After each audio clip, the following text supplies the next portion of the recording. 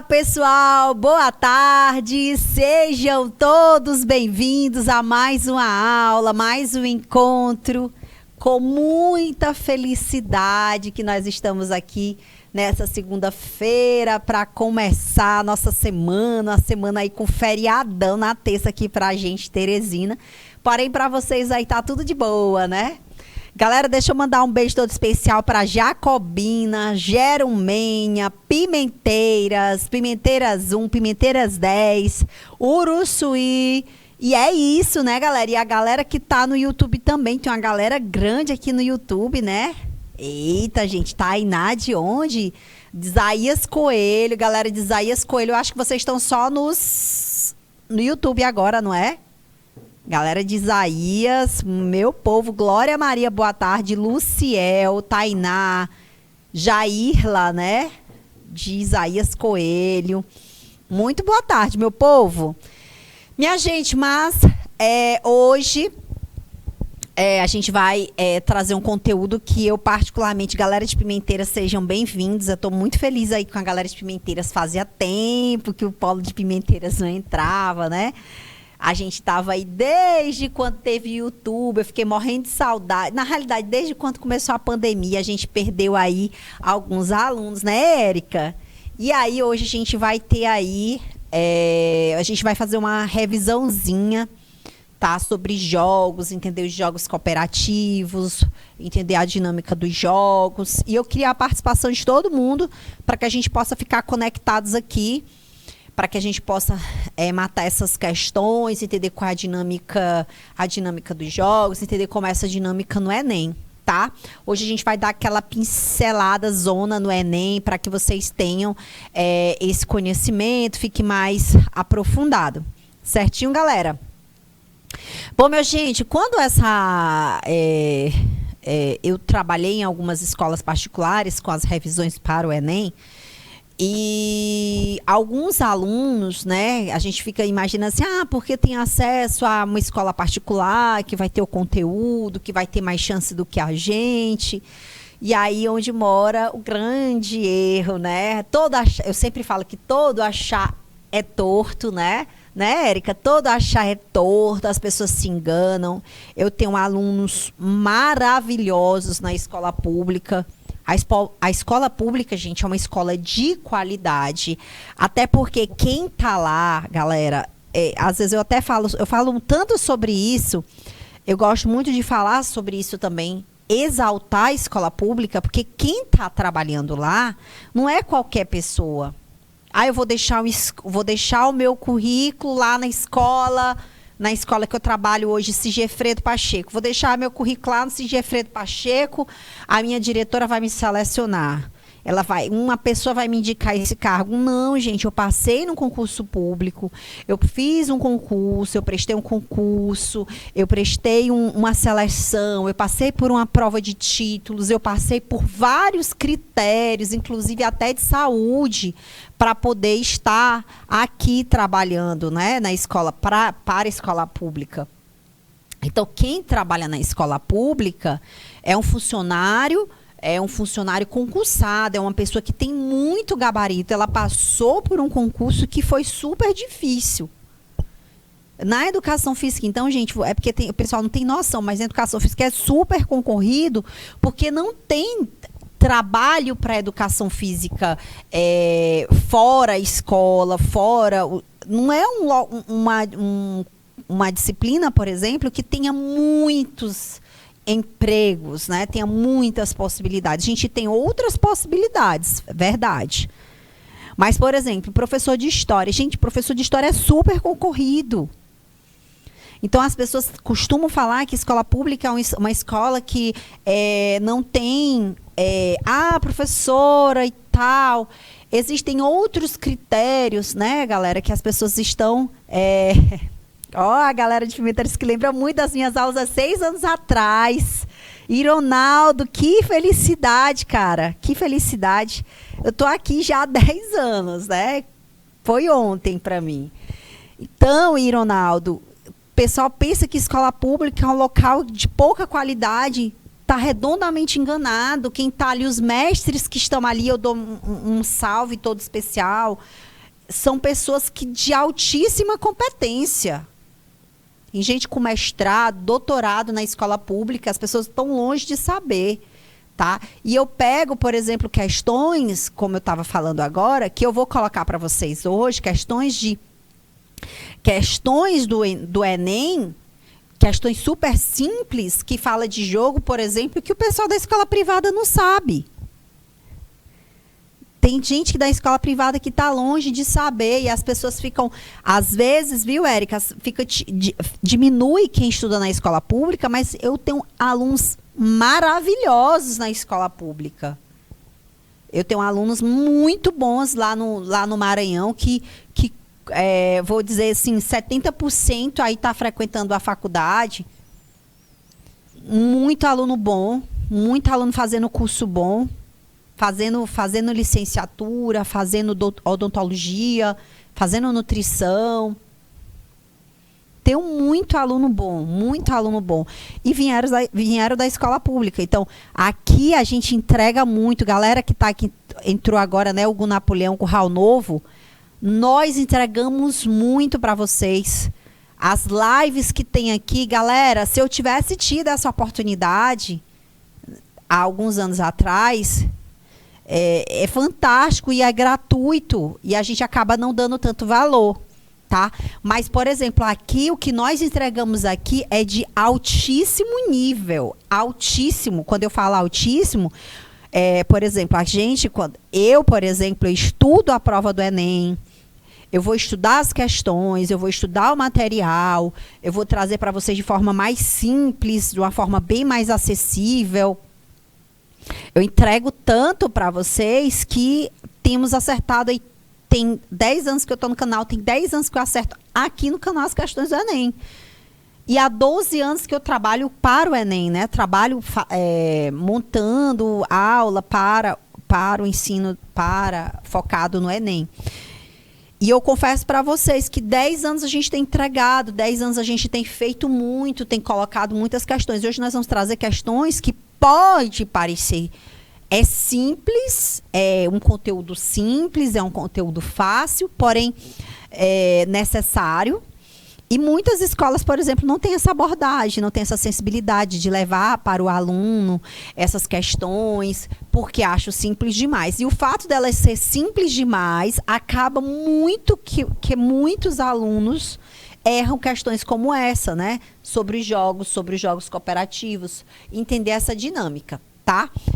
Mas para a gente começar a falar de jogos, que eu espero que vocês consigam compreender, né?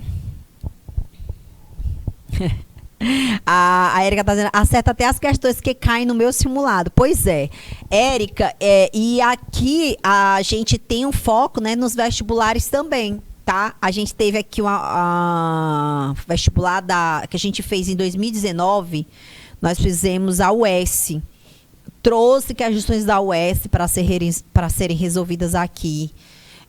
Eu trago questões de outros vestibulares, de outras bancas, para a gente se aprimorar e ter noção mais ou menos de como é que faz. E isso enriquece demais o repertório de vocês. Então, quanto mais a gente fala, mais a gente traz aqui, tá, sobre jogos. E tem 3 anos que o INEP tem repetido. 3 anos repetindo muito. Tá? Ironaldo, eu lembro de você, eu lembro do seu nome, tá? Lá de Pimenteiras. Tinha outro. Pimenteiras é um dos polos mais antigos que a gente tem, ó, há 6 anos atrás, né? Ele tá falando há 6 anos atrás, mas desde quando a gente começou aqui no canal, que é um polo bem antigo de verdade, e um polo que eu fico assim super feliz. Eu lembro demais as minhas aulas Pimenteira e Queimada Nova para mim. A memória vem bem forte, lembrando aqui daqueles dias das nossas aulas práticas, das nossas aulas e da interação dos polos, tá? Lembrando que a gente vai voltar às interações com os polos, já a gente vai retornar. E hoje a gente vai falar de um jogo bem legal, a gente vai compreender sobre jogos cooperativos, tá certo, galera? Eu lembro de você demais, Ironaldo, lembro de você demais, meu mediador aí em Pimenteiras, né? Mas bora lá, galera. Então, o que são jogos cooperativos? Então, existem 3 palavras-chave, tá? Que eu costumo usar para os jogos. Quais são as palavras-chave que eu costumo usar para os jogos, hein, Érica? Tu lembra aí as 3 palavras-chave? Então, bora lá. As palavras-chave são ludicidade. Vocês vão me perguntar, professor, o que é ludicidade? O que é lúdico? Lúdico é divertido, tá? Então, vocês vão pensar logo ludicidade e diversão, certo? Vou colocar aqui divertido. Ok? Divertido, diversão, ludicidade. Divertido, diversão, ludicidade. Outra palavra-chave, regras. Ok? Regras. Você vai lembrar de regras. Agora, essas regras, elas são o quê? Elas são o quê? As regras, gente, podem ser alteradas. Alteradas, né? As regras podem ser alteradas. E a outra palavra-chave, qual seria, hein? Falei ludicidade, regras, e o que eu posso falar mais para jogo? Hein, Érica? O que a gente pode falar? Essa ilusão aí tá dentro dos jogos? Os jogos também tem essa questão do imaginário, né? A gente atinge o imaginário também, né?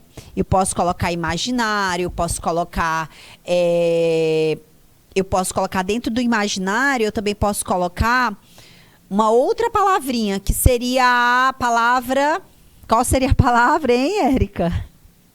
Posso colocar competição dentro de jogos? Posso colocar rivalidade, cooperação? Eu posso colocar criatividade?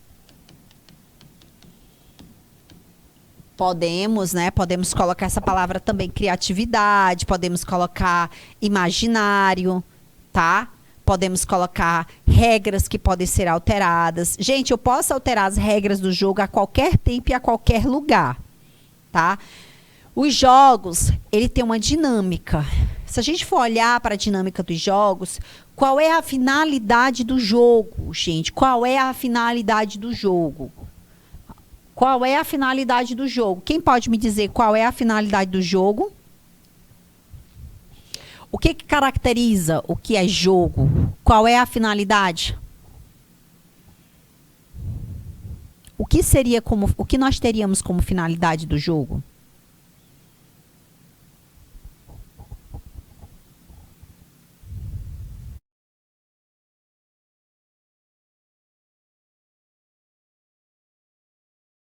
O jogo, ele tem como principal objetivo diversão.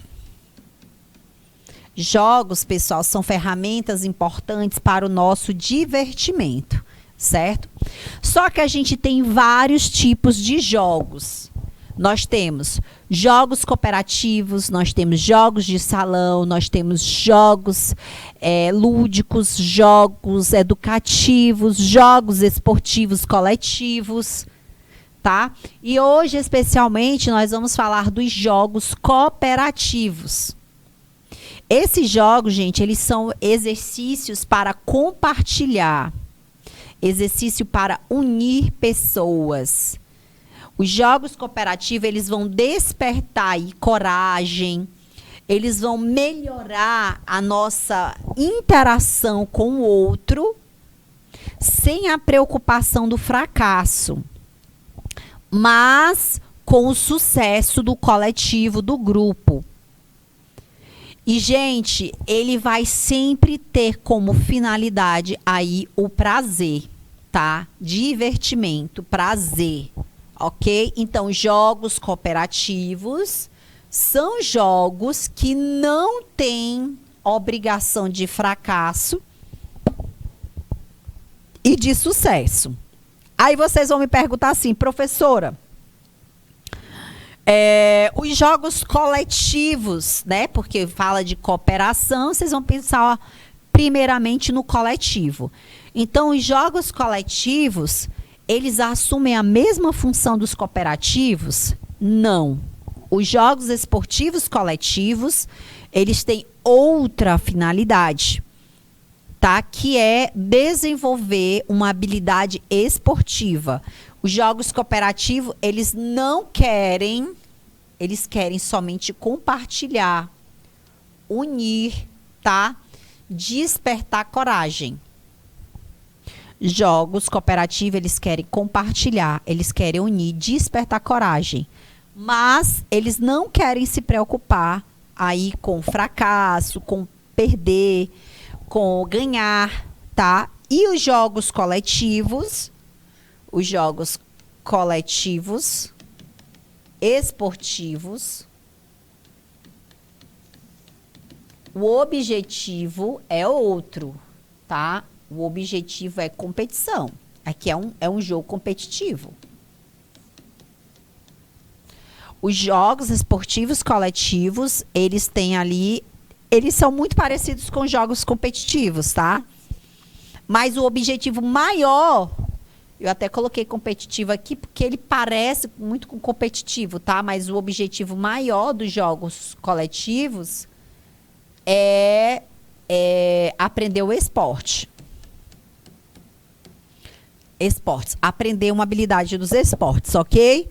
Então, a gente tem os jogos cooperativos e os jogos esportivos coletivos, certo?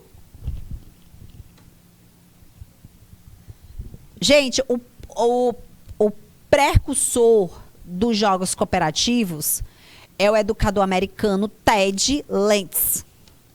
Ele que trouxe uma proposta organizada, né, um projeto já sistematizado, todo organizadinho, na década de 1950, tá? Ele trouxe aí nos Estados Unidos e foi difundida aí para outros países posteriormente. Qual é o principal objetivo e o desenvolver dos jogos cooperativos? É essa relação que o jogo vai trazer com a sociedade, tá? O Terry Orlick, ele foi um pesquisador canadense que publicou um livro, tá, em 1970, do livro Vencendo a Competição, que é muito mais importante, gente, algumas habilidades que nós vamos trazendo de competição, de cooperação, elas são muito mais... A cooperação, eu botei cooperação. Cooperação, gente. A cooperação, ela vai trazer elementos muito mais agregadores do que os elementos da competição, tá? E eu falo isso, gente, porque na própria vivência a gente vai percebendo que a competição, às vezes, ela é desmotivante. E a colaboração, a cooperação, ela é muito mais cativante. Então, quando a gente faz, por exemplo, uma dinâmica que tem cooperação, que é obrigatório ter cooperação, a gente vê que os alunos, eles ficam mais engajados, eles ficam mais querendo participar. E uma vez que a gente utiliza os jogos que eu posso falar, os jogos competitivos, a gente vai fazendo uma exclusão.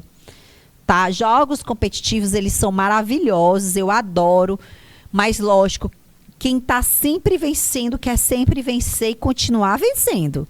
E isso acaba afastando ali, acaba afastando os nossos alunos. Professora, e essas questões? Gente, é importante você ter um entendimento do que é cada tipo de jogo, porque eu já me deparei com questões, tá? Dentro da prova do Enem, questões que falavam exatamente sobre cada tipo de jogo. O que é cada tipo de jogo, né? O que é um jogo cooperativo, quais são as faces dos jogos coletivos esportivos. Então, a gente precisa saber diferenciar aí esse tipo de jogos, beleza? Agora, gente, esse tipo de jogo, ele visa estabelecer relação de confiança e parceria, exatamente nessa construção de um clima bem descontraído. Gente, quando a gente está com cooperação, quando a gente fala de cooperar, a gente vai proporcionar a esse aluno e ao grupo a empatia. Eu acho engraçado que eu trabalho com ensino fundamental também. E todas as vezes que a gente vai colocar um esporte, os alunos eles acabam se dividindo e segregando muito, né? Eles acabam se segregando. Mas, na oportunidade que a gente tem de colocar um jogo que tenha a participação, um jogo cooperativo, que tenha a participação dos alunos, vocês veem o tanto que eles se resgatam, o tanto que eles se aproximam e o tanto que eles incluem. E, galera, essas dinâmicas, a gente está falando de jogo, a gente está falando de ensino fundamental, mas por que é importante, por que o Enem ele socializa tanto esse tipo de questão? Primeiro que o Enem, ele visa não somente as dinâmicas do ontem e do hoje. O Enem, ele visa muito a dinâmica do teu futuro, né? Os alunos que vão fazer a prova agora. Então, o que é importante eu colocar no espírito de uma pessoa? Um espírito cooperador, colaborativo. Eu não sei se vocês sabem, né? Mas hoje, algumas empresas não utilizam mais o termo funcionário. Hoje nós somos colaboradores, cooperadores. Por que eu não sou mais funcionária? Porque a funcionária, ela tem uma função X e ela é um termo extremamente arcaico, onde eu olho para o funcionário e ele só tem uma função ali dentro. Por exemplo, eu só tenho vamos supor que eu olhe para mim, né? Que eu tinha uma função só de produzir aula. Não. Eu preciso da ajuda do Júnior, que está aqui fora, que vai me ajudar na minha aula. Se eu não tiver uma boa relação com ele, se ele não tiver uma cooperação comigo, ele pode estragar minha aula. Não é verdade, Júnior? A Rosária. Se a Rosário não tiver uma boa relação, ela pode acabar minando o meu trabalho também. Então, essa relação de colaboração, o meu trabalho depende do Júnior, como depende da Rosário, como depende da minha coordenadora, como depende do Jair, que é o meu coordenador geral, como depende agora da Merinádia, que é a minha coordenadora, como depende de toda a equipe da SEDUC, que está todo mundo junto, está todo mundo unido. Então, se eu não tiver uma cooperação de todos, o meu trabalho não vai sair bem feito, certo? Por exemplo, se a moça da limpeza aqui do Canal Educação não tiver organizado, tiver deixado o ambiente limpo, aconchegante para eu trabalhar, eu não vou me sentir confortável, não vou render. Então, por que o Enem ele olha para as questões de colaboração, traz essas questões de jogos? Porque eu quero que o meu aluno desenvolva um espírito colaborativo. Eu quero que o meu aluno tenha um espírito colaborativo para o trabalho. Hoje a gente quer pessoas colaborativas. A gente utiliza até um termo proativa, tá? Quando a gente vai, né, a Érica está dizendo a verdade, eles usam vários termos para se referir aos funcionários. Pois é. Hoje a gente coloca, Érica, a gente quer funcionários proativos, que demandem e colaborem com todos os setores. Por exemplo, uma pessoa muito restrita, uma pessoa que não tem muita interação, uma pessoa que não colabora com o outro, que dificulta o trabalho do outro, essa pessoa ela não vai ser inserida no mercado de trabalho. E vai, só que ela não vai ter sucesso. Por quê? A partir do momento que eu tiver um funcionário na minha empresa que ele não colabora com os demais, eu vou ter uma certa resistência àquele funcionário. Olha, aquele funcionário não é querido, aquele funcionário ele não colabora, ele não ajuda, né? E isso é muito ruim. Então, o Enem, a prova do Enem, o INEP, ele visa essas competências. Na realidade, a gente trabalha as competências, né? A competência 3 trabalha a linguagem corporal, que é a minha competência.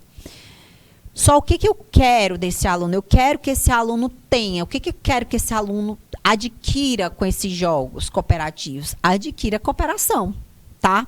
Então, os jogos cooperativos, eles não possuem eliminações. A gente não trabalha eliminação, a gente não trabalha exclusão, vencedores, perdedores, ok? Então, a tarefa que é realizada nos jogos cooperativos, ela desenvolve a interação dos participantes, ok? Então, torna-se o ponto central. O ponto central do jogo cooperativo é a cooperação.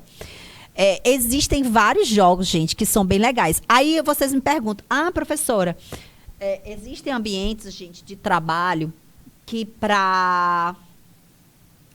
existem várias empresas que pedem ajuda, né, a alguns setores, por exemplo, de RH, que tem muitos conflitos, eles pedem profissionais que façam essa reintegração do time, da equipe, tá? Então, o que eles vão utilizar? Gente, os jogos. Os jogos nada mais são do que, vamos dizer, instrumentos que vão socializar muito. Eu lembro, gente, na minha faculdade, vou falar muito pela minha experiência na faculdade. A gente sempre tem rixa na sala, né? Rixa com alguns colegas e tal. Só que a gente tinha parceiros na nossa sala que eram parceiros de verdade. Assim como todos os ambientes, vão existir pessoas que vão gostar de você, como também vão existir pessoas que não vão gostar de você. Mas a partir do momento que a gente estava ali numa dinâmica de um jogo, era incrível como essas rixas, essas desavenças, esse mal-estar que a gente tem com o colega, quando a gente passa a ser parceiro, tá? Quando a gente passa a ser parceiros, isso muda. A gente não tem mais um adversário, a gente tem um parceiro. Galera, nessa hora cai por terra toda a raiva, toda a briga. E é impressionante como o jogo tem essa função, tá? Então, a partir do momento que a gente está ali, eu lembro demais que tinha gente que disse, eu não quero ir com fulano. Mas chegava uma hora, tá, que tinha que ir. E era nessa hora que a mágica acontecia. Realmente é mágica, né? A gente fala assim, é mágica num sentido bastante figurado, mas num sentido bastante verdadeiro. Eu nunca me esqueço assim, de várias dinâmicas que a gente tinha, de pessoas que tinham tido atrito, e na hora dos jogos, tudo mudava. Então, o jogo tem... Quando a gente faz isso, por exemplo, numa perspectiva de empresa, cria aquela literalmente uma atmosfera suave. Eu percebo isso nas minhas aulas, eu percebo isso nas minhas salas. Quando eu tenho alguns conflitos, eu coloco os alunos que têm conflitos para trabalharem juntos. E essa dinâmica, gente, de parceria, de cooperação, ela é totalmente desafiadora, mas traz muitas vantagens, que se a gente fosse elencar, que a gente ia passar o dia todo elencando, né? Então, por não haver adversários, jogos cooperativos, eles evitam comportamentos como enganar, trapacear, tirar vantagens. E isso favorece demais os jogos, tá? O desenvolvimento do jogo, o desenvolvimento de outras habilidades também. Então, por exemplo, algumas empresas pagam ginástica laboral. Não sei se vocês já ouviram falar. Porque eu já falei algumas vezes aqui na nossa sala, né? Mas quem não estava aí nas nossas aulas, ginástica laboral é ginástica do trabalho. E alguns ambientes fazem exatamente muitos jogos para trazer exatamente essa temática aí da cooperação, da colaboração. E essa dinâmica de cooperação é para atingir exatamente, viu, Érica? A ginástica laboral, quando traz os jogos, é para atingir exatamente a questão social daquele funcionário, daquele colaborador. Eu quero tirar uma rixa que tem um peso, deixar o clima suave. Gente, quando a gente suaviza com o jogo, que todos colaboram, a gente traz exatamente, o professor André sempre falava nas aulas, né? Então, quando a gente traz essa ginástica laboral, que a gente traz esse espírito colaborativo, traz esse espírito de parceria, a gente deixa a atmosfera do lugar suave, tá? Então, quais são os desafios que eu trabalho dentro da cooperação? Eu trabalho a superação de medos, eu trabalho inseguranças, eu trabalho dificuldade de agir, dificuldade de pensar coletivamente. Eu lembro que uma vez, jogando, eu gosto de jogar Uno, né? E quando a gente vai jogar de parceria, por exemplo, eu sei um pouquinho jogar Uno. Hoje, quando eu encontro uma dupla, que eu vejo uma pessoa que vai jogar comigo, eu sei exatamente se a pessoa sabe ou não sabe jogar Uno. Pela carta que a pessoa joga. Então, quando a pessoa sabe jogar Uno, a gente sabe pela dinâmica das cartas. Certo? A gente sabe. E às vezes eu me chateava quando eu via uma pessoa que não jogava legal, que não jogava direito. E aí, o que é interessante, né? Quando a pessoa não sabe jogar, ela aprende com o outro, ela vai vendo a dinâmica do outro e ali você vai superando medos de arriscar, medo de jogar. Vai tentando deixar aquela tua limitação para poder alcançar algo maior. Então, jogos cooperativos, eles trazem um papel didático que é uma metáfora, como eu falei para vocês. Então, o jogo cooperativo, ele atinge exatamente aquilo que eu vou alcançar. A Érica está dizendo, prefere tarefas individuais. Pois, Érica, só que em nenhum lugar de trabalho que a gente vá se inserir, eu sou muito individualista. Eu era muito individualista no sentido de que eu me bastava, sabe? Mas isso é muito de uma cabeça muito infantil, adolescente. E que o outro, ele precisa colaborar comigo. O outro, eu preciso colaborar com o colega. E às vezes a tua colaboração, tu cresce muito mais do que o teu individual. Se tu me perguntar, eu sou muito assim também. Eu gosto de fazer minhas coisas só, eu prefiro fazer só para não trazer algumas coisas. Mas, de verdade, a Érica tá falando, não sou fã de trabalho em grupo. Então, o trabalho em grupo, ele é extraordinário quando vocês todos entendem a dinâmica da cooperação, certo? Então, a questão de entender a cooperação, ela é muito frutífera. Eu sempre me dei bem em trabalho em grupo, mesmo não gostando. Por quê? Porque eu sempre ajudava muito, eu colaborava com um colega. Eu sempre tinha essa percepção de colaboração, de ajuda. Sempre fui muito de ajudar. E sempre preferi fazer individualmente, porque eu sempre me ferrava, né? Eu tinha que fazer o meu e o do outro. Só para tu ter ideia, eu tenho um colega que hoje ele é formado, que ele não conseguia fechar o TCC dele, e o TCC dele era produzir um artigo. Ele estava pagando, eu fiz o artigo todinho, só coloquei o nome dele. Lógico que isso não é uma coisa, como é que eu posso dizer, uma coisa frutífera. Mas esse colega, ele tinha muita dificuldade para escrever. Aí eu fui ensinando ele várias coisas, eu escrevi o trabalho, ajudei muito ele. E isso não desmereceu. Hoje ele é um muito bom no que ele faz. Muito bom. Muito bom. O cara, ele é muito top. Eu gosto muito dele. Ele é um professor maravilhoso. E imaginou se ele ficasse retido só por causa daquela disciplina, né? Pois é, faço pelos outros que acho que vai ficar melhor. Então, isso aí eu te entendo, mas a gente precisa acreditar no potencial do outro também, sabe? A gente quer delegar para si, sabe, Érica? Mas a gente precisa delegar para o outro também. Porque a gente não é onipotente, né? A gente não tem todo esse poder de ser sempre o melhor. Eu te entendo demais, eu sei como é. Eu sei perfeitamente como é, porque eu vivi isso a minha vida toda. Mas a gente tem sempre alguém melhor do que a gente, viu?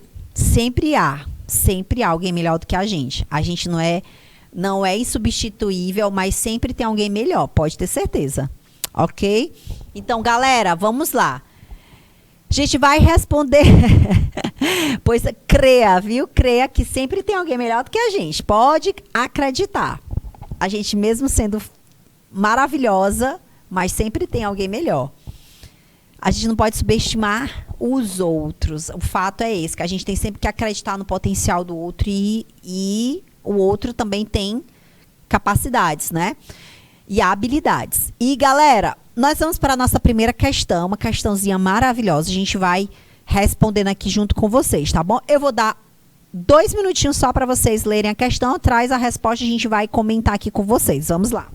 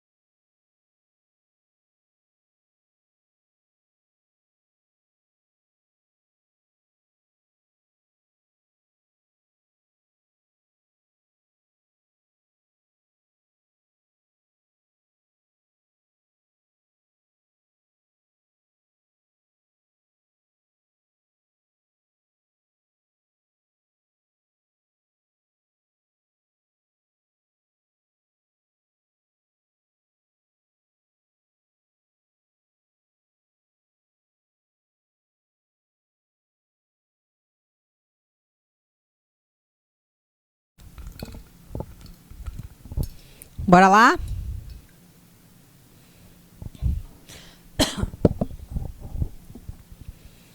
Bora lá, gente. Se a infância é vista como reduto das brincadeiras de criança detentora dos direitos aos brinquedos e às brincadeiras, há também espaços lúdicos para jovens e adultos, o que implica pensar nos valores e significações postos por cada sociedade em seu tempo e espaço para a expressão da ludicidade.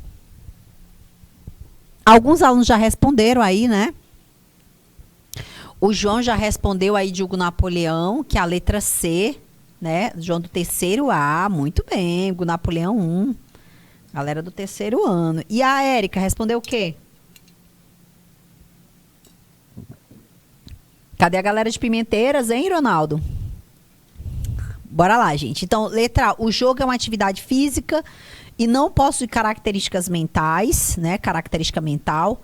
O jogo é uma atividade somente mental. Letra C, o jogo promove somente diversão e vários tipos de desenvolvimento de habilidades físicas. Letra D, as atividades físicas não podem incluir o jogo.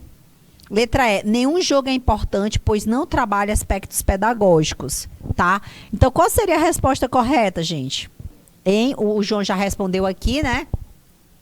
Então, bora lá. Aqui tá falando, a Érica respondeu letra C. O jogo é uma atividade física e não possui características mental. Tá errado, porque nós temos aí jogos mentais também, né?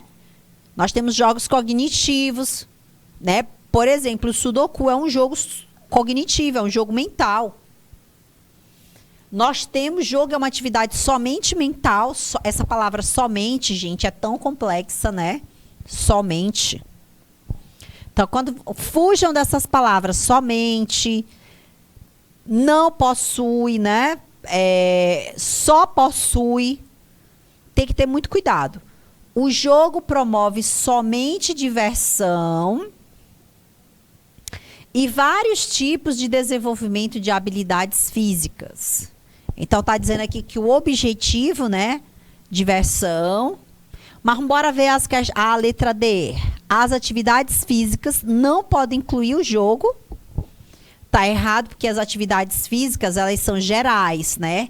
E dentro dela a gente tem várias coisas, inclusive os jogos que são práticas de lazer, né? Ou atividades de lazer. Então a letra D tá errada, né? A gente já exclui letra D. Eu vou até tirar esse X aqui, senão vão pensar que eu marquei, né?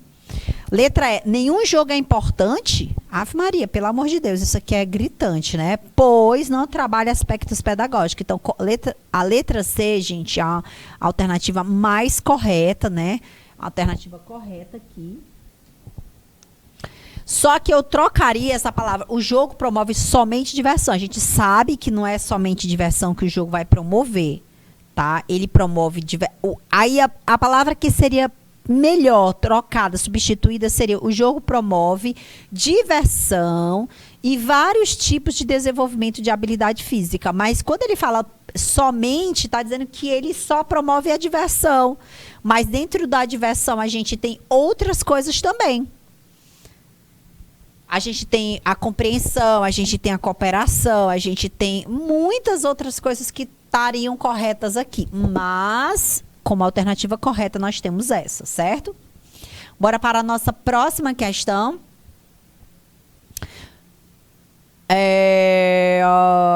Ai, tá duplicada aqui, gente. Deixa eu só passar aqui para vocês. Questão 2. Eu vou deixar aí 2 minutinhos para vocês lerem a questão para a gente voltar para responder essa questão, tá bom?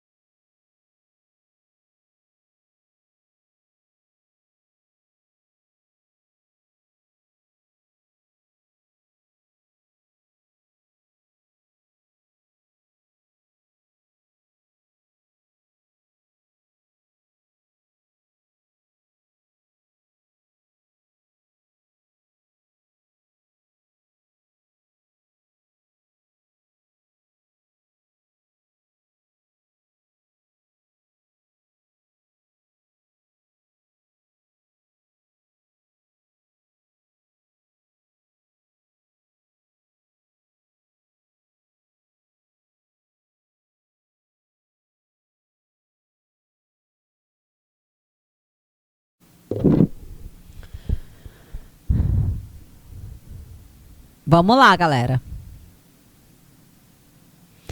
Letra D, pois todas as outras... O Napoleão está falando que a letra D, pois todas as outras se englobam nessa classe. Letra D, a Érica também diz que é a letra D. Vamos lá.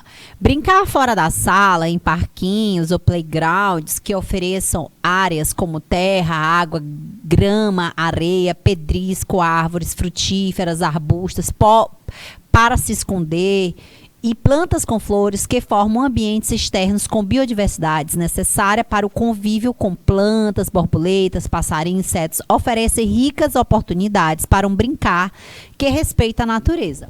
Podemos utilizar alguns artefatos como instrumentos para as brincadeiras. Segundo esses instrumentos, assinale a opção correta.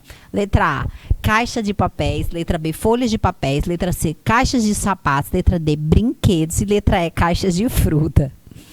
Então, essa aqui ficou bem facinho, né, gente? Então, muitas questões vão falar de Brinquedos. E o que seriam os brinquedos, né, minha gente? Que respondeu letra D, tá corretíssimo. Os brinquedos são instrumentos importantes para organizar as brincadeiras ou para formalizar as brincadeiras. A gente, a gente não precisaria de... Não precisa ser brinquedos industrializados. Eu não preciso de brinquedos industrializados. Eu preciso de algo que possa alimentar meu ato de brincar. Brincar significa o ato de eu criar um imaginário, criar um local que pode ser imaginário também. Engraçado, meus filhos, eles são literalmente aquelas crianças que têm a oportunidade de ter brinquedos. Tem brinquedos bem caros, tem brinquedos extremamente baratos. Mas hoje tinha uma briga na minha casa, briga mesmo de quebrar as coisas, porque eles estavam brigando por uma caixa de papel. E eu estou sorrindo exatamente por isso, que lá em casa teve literalmente um mó de briga por causa de uma caixa, por causa de 2 pedaços de papelão. Gente, e o brinquedo, ele não é um carrinho, uma boneca, uma bola. Não. São artefatos. Olha só o que eu estou falando. São artefatos que alimentam ou instrumentalizam as brincadeiras. Hoje teve quebra-pau lá em casa por causa de uma caixa de sapato que eu tive que intervir. Eu tive que intervir, literalmente. Enquanto que eles estavam brigando por uma caixa de sapato, eles têm caixas cheias de brinquedos que eles nem pegam. Mas é isso que eu tô querendo dizer, gente. O que vai instrumentar a brincadeira? Um queria brincar de fazer caixinhas e o outro queria rasgar, recortar o papelão. E a brincadeira dele era essa, cortar papelão. E ok, tá tudo certo, né? Mas o que eu tô querendo dizer é que brinquedos não necessariamente precisam ser bolas, bonecas, carrinhos. Não precisa ser isso, tá? Então, um pedaço de papel pode se fazer um brinquedo. Uma caixa de sapato pode ser um brinquedo, tá? Uma caixa de frutas pode ser um brinquedo. O que ele está falando ali no texto são instrumentos, olha só, instrumentos para as brincadeiras. Ok, galera? Então, tenham cuidado, né? Porque eu, na minha casa, por exemplo, se pela situação de hoje, eu poderia dizer assim, tá, os meus filhos estavam brincando hoje com caixas de papel. Então, a resposta correta seria caixa de papel, né? Caixas de papéis. Correto, galera? Olha aqui a resposta correta, letra D. Tá? Brinquedos. E como o pessoal aí de Hugo Napoleão falou, né? A letra D, ela engloba todas as outras. Exato. Perfeito. O Hugo Napoleão foi muito perfeito ao falar isso, né? Que as outras questões englobam exatamente isso. Questão 3, galera. Vou dar aí 1 minuto para vocês lerem o enunciado e a gente já passa aí para as alternativas. Vamos lá.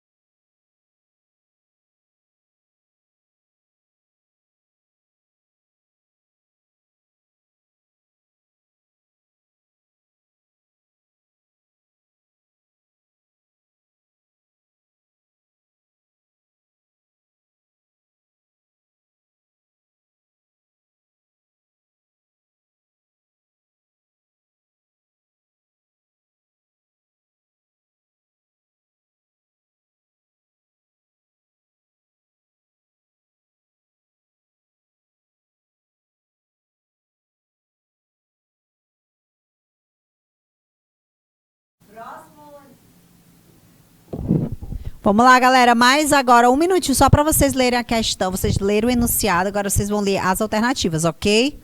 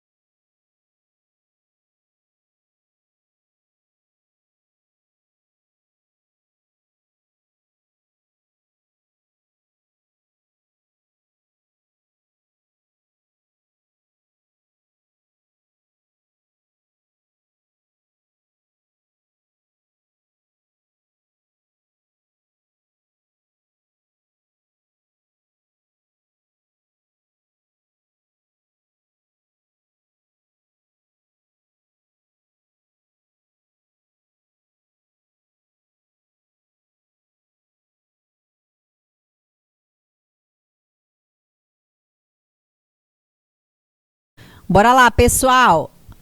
O quadro de Pieter Bruegel, Jogos Infantis de 1560, exposto no Museu de Viena, mostra as brincadeiras de 246. Depois tu me corrige, viu, Érica, se eu tiver falado certo. 246 crianças que se vestem como adultos, que saltam, criam, rolam, exercem suas capacidades motoras, sensoriais, cognitivas, afetivas, além de explorar propriedades das coisas e de seres com os quais brincam.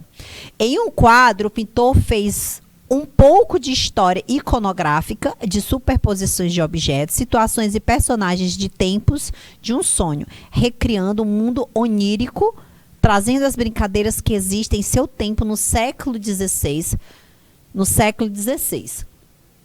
Sobre o jogo, é correto afirmar, a Erika já respondeu, né? O Hugo Napoleão também disse que é a letra B. Bora lá. As regras não podem ser alteradas. Letra B. As regras podem ser alteradas a qualquer tempo. As regras são perpetuadas e não sofrem nenhuma alteração. As regras são movidas pela emoção e o dono do jogo pode alterar. As regras podem ser organizadas por federações dos jogos. E aí, resposta correta, né, gente? Sem sombra de dúvida, é a letra B. A gente já tinha falado sobre isso. A gente pode sim alterar as regras do jogo. Elas podem ser alteradas a qualquer tempo e em qualquer lugar, hein? Agora sim, os jogos, gente, eles são os tradicionais, né? A gente tem aí os jogos que são perpetuados, que a gente leva de geração em geração, como, por exemplo, pega-pega, esconde-esconde. Esse tipo de brincadeira, ela já vem aí se perpetuando, tá? Então, não confundam uma característica do jogo, como trazer aí de geração em geração algumas brincadeiras, alguns jogos, com as regras não podem ser alteradas. Eu gosto muito de colocar nas minhas aulas. Aliás, os alunos amam jogar queimada. No dia que eu não deixo jogar queimada, eles ficam loucos, né? E eu deixo toda a aula porque eles adoram. E a aula, para mim, de educação física tem que ter isso também. Tem que ter o que o aluno gosta de fazer. Eu sempre deixo eles fazerem alguma coisa que eles, do 10 minutinhos ali da aula, para eles jogarem alguma coisa que eles gostam de jogar. E aí, eles adoram queimada. E toda aula eles mudam alguma regra. E é normal, porque é um jogo, tá? É um jogo e eu posso alterar essas regras, ok? Então, toda vez que eu trago alguma coisa, os alunos têm sempre essa percepção. Agora, eu vou deixar só um minutinho para a gente responder essa última questão aí. E logo, logo... a Érica é toda metódica, né? Diz que não gosta de alterar regras, por isso prefere esportes. E é isso, e ok. Vamos lá. Última questão para a gente resolver. Um minutinho só.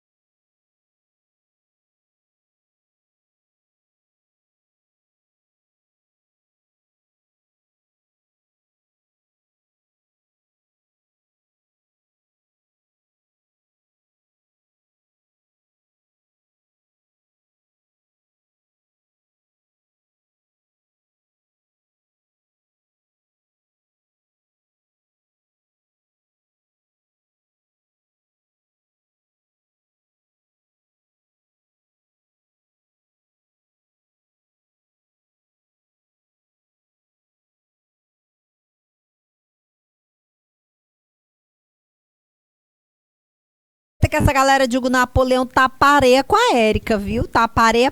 Vamos lá, Érica. Questão 4, galera de Hugo Napoleão, Curral Novo, Gero Menha, São Pedro do Piauí, Seduc Piauí 3, eu não sei qual é a cidade, mas vamos lá. Na escola, o aluno deve aprender que o homem não nasceu pulando, saltando, nem arremessando. Essas habilidades, elas foram construídas em determinadas épocas históricas como resposta às necessidades humanas e podem ser trabalhadas nas atividades produtivas da história da humanidade como letra A, ludicidade, criatividade e linguagem, letra B, brincadeira, educação e poder, letra C, criatividade, linguagem e poder, letra D, linguagem, trabalho e poder, letra E, diálogo, interação e poder. E aí, minha gente, a gente pode trabalhar essas atividades. Gente, eu gostei tanto dessa questão, porque falou de poder, gente, né? Falou de poder, a gente tem, assim, um certo, vamos dizer, eu tenho um certo medo dessa palavra, né? Então, o poder aqui está relacionado a um contexto, assim, vamos dizer, um contexto de hierarquia, de superação, tá? Então, a resposta realmente que ficaria claro, né? Letra o quê, gente? Essa questão aqui tá errada, viu, gente? Não é letra D, não. É letra A, desculpem. É letra A. É ludicidade, criatividade e linguagem, tá? É exatamente sobre isso, ok? Então, resposta alternativa D tá errada. É letra A, ok? Galera respondeu letra A. E é isso, e é sobre isso, ok? Então, tenham todos uma ótima semana. Alguém ficou com dúvida, não, né? Alguém ficou com dúvida aí, não, né? Então, ficamos por aqui. Beijos e até a próxima aula, galera. Tchau, tchau.